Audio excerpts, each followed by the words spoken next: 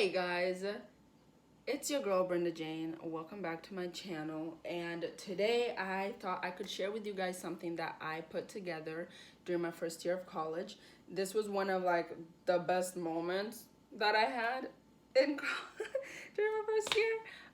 If you know me, you probably know that I was either working or like doing homework, just staying inside. I didn't really do much. Um, but we had this event put together by our Black Student Fellowship at my school, and honestly it was something that was unplanned and I didn't really want to do it. I kind of got like roped into it, but I'm so glad that I did. So my friend invited me to go to this meeting for the club. I'm not a part of it, but she was like, it's a public meeting, just come be with me. And I was like, I'll come support. So we went, and they're talking about this event they're putting together for Black History Month in February. And they're like, we're gonna need talent, like we're gonna need a good amount of people that are willing to showcase their talent. And they wanted Black talents, because Black History Month, Black Student Fellowship. So the president looks at me and she's like, oh, Brenda, you write? And I'm like, well, yeah. And she's like, great, Brenda's gonna write us a poem or something. And I was like, ah, lovely. And so she's like, I asked her, what should I write about? Like, she's like, oh, just your experience on being Black. And I was like, okay. And then she's like, but remember, it's for Black History Month, so you gotta incorporate that into it. And I was like, great. I did not know where to start on that. So I started writing, and things just kind of flowed together from there. If you know me, you know that I love to express myself through writing, that I can never really say what I truly mean unless it's like written down on a paper. For some odd reason, I have no idea why. I just sound smarter when I put when I put pen on paper. I just sound a lot smarter and more like philosophical and elegant and higher class.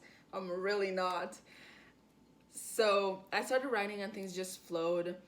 And I got a lot of things that like I personally deal with.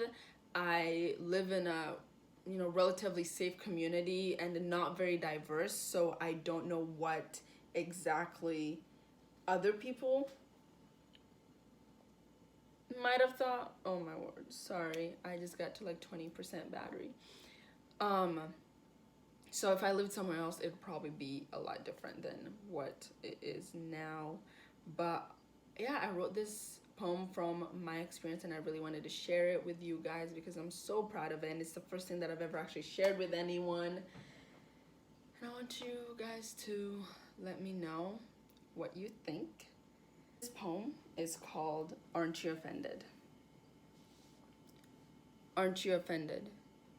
At this rate, I'm used to it. I'm from Uganda, I belong to a tribe, and yes, my African name really is Brenda. Who am I? That is hard to describe, because according to most teens, I'm actually white. Because I don't act Black enough, and yet I'm treated based on my pigmentation. You're an expert. How do I act a color? Show me, because now you have my full attention. Aren't you offended? He just told you that Africa doesn't have water. Honestly, at this rate, I'm used to it. They talk about Africa like he has nothing to offer. When the teacher talks about Africa and slavery, please don't turn around and look at me. I'm already the only Black kid in class, and all those petty looks could actually cut glass. You say you want to learn about my culture. Here I am explaining, and you just laughing. Don't ask me to share something personal if you're not gonna listen. I think that's reasonable. You telling me I'm pretty for a Black girl is not a compliment. My color does not cancel out my overall beauty, and it certainly does not cancel out my competence and or accomplishments.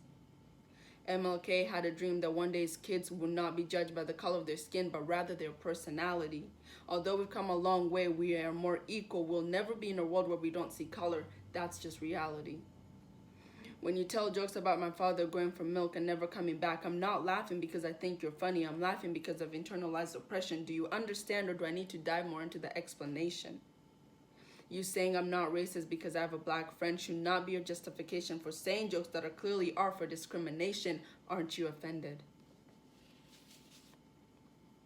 They're looking at your family with disgust due to the difference in skin tone. I say let them look if they must. Maybe they're trying to figure out the unknown. To understand that two loving Caucasians can change the world of a brown-skinned little girl no matter of all the dissuasions. Aren't you offended? At this rate, I'm used to it. You obviously know that the N-word is rooted in hate, and yet you continue to use it against me. I mean, I'm used to it. At this rate, rather than admire my culture, you just appropriate. You want the black that you have created in your mind, the one with the accent, the one from the ghetto, the one that doesn't come with all of the trouble.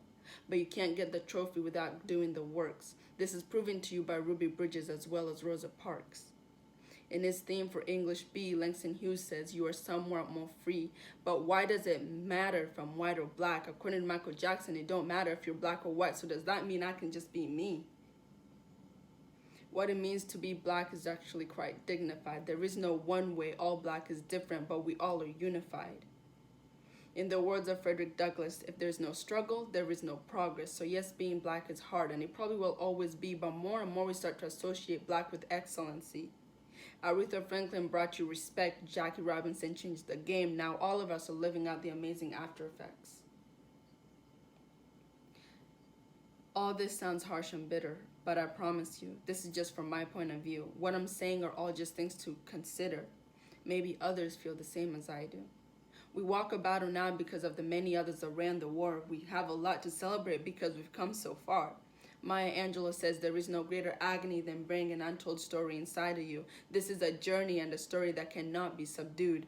It has just started and will continue because there's many ways for it to be construed. Oh, I had to take a breather. Oh, my face is so hot. So, I am very proud of this poem. And, you know, not only just because it's personal, but it's also the first thing that I've ever really shared with anybody. And that just makes it even more special. So I just wanted to like explain a few parts in here, starting with my African name being Brenda. That is a question that I've had my entire life. People ask me, they're like, oh, what's your African name? And I'm like, Brenda. And they're like, they don't believe me, so they'll ask again, just in a different way. They'll be like, oh no, the name you were born with. And I'm like, Brenda? And they're like, the name on your birth certificate. I'm like, Brenda. They're like, oh. And I can just see like the disappointment in like their face. Their face just drops kind of like, oh, okay. Like they were expecting something totally like different and something you probably cannot pronounce. And it's funny to see, but like at the same time, come on guys. And then the part about according to most teens I'm actually white, that part started in like the 8th grade. You know, people were calling me white, the whitest blackest girl, yada yada yada. And a lot of people started saying that to me, that it kind of started hurting me a little bit because like I didn't know what to do. You know, I don't live in a diverse place. I'm surrounded by other races. I don't really know people of like my skin color because I don't have the opportunity to, because I'm not around them. But they saw the other, you know, we had like 3 other black girls in mid-high, and they saw them, and they weren't like me. I was very different from them. They, you know, the way they dressed, the way they talked, like they talked with broken English, and I'm like, I'm not gonna talk with broken English just to try and like fit your idea of what black is. And I'm not gonna be constantly like, you know, clapping my hands and like doing this little attitude just so I can fit that, which that was the part that inspired this other part that says you want the black that you've created in your mind, the one with the accent, the one from the ghetto, the one that doesn't come with all of the trouble. That was the part that was inspired by people thinking like I'm actually white, because I think people have a misunderstanding of what being black actually is, and you know, the stereotypes that are out there, because you know, media and television and everything has just kind of made it into its own thing. You can literally put like black in a box, like a black person does this, a black person eats this, all of that. And I think people think being black is cool. That's where I'm at. I honestly believe that. I believe that people think that being black is like so cool because they have all these other stuff, other ways to do things, yada yada yada, but they don't want the trouble that comes with being black. You know, all the, like the judgment that you get based off of your skin color, the not so racist comments that are in fact racist, the looks you get, people eyeing you when you're in a store, and the arrests that are happening for, you know, whatever reason. And that's a little sad. And then I included Langston Hughes because I love poems. This is a poem. I love Langston Hughes, and I like that I flipped that if I'm white or black, and then Michael Jackson is like, it don't matter if you're black or white. I love that I flipped that because I added in Michael Jackson, which I love music. And you know, I incorporated people that we all know for Black History Month, all people that we love and celebrate in February. And then towards the end, I wanted to bring it down a level because I didn't want people to think that I was like hating or like bad mouthing anybody. I just wanted it to be clear that, hey, this is from my point of view, this is where I'm at. You know, there's other ways for people to interpret this, which is why I said, like, this is a journey and a story that cannot be subdued. It has just started and will continue because there's so many ways for it to be construed. And construed just is another word for saying, for it to be interpreted. But I do know that, like, things like these are not gonna be things that can be calmed down. So that's where I was at. I love this poem, so yay.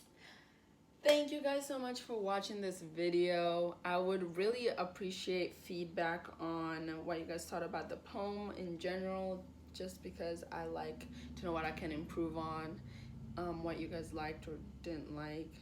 I feel like I'm asking for trouble, but I like getting people's opinions. What can I say? Yeah, so stay safe out there while the sun is coming in and summer is starting to peek around the corner. Hug a little longer for your loved ones. Tell people you love them, miss them, connect, reconnect. And, you know, keep people in your prayers. I love you all guys so much, and I will see you next time.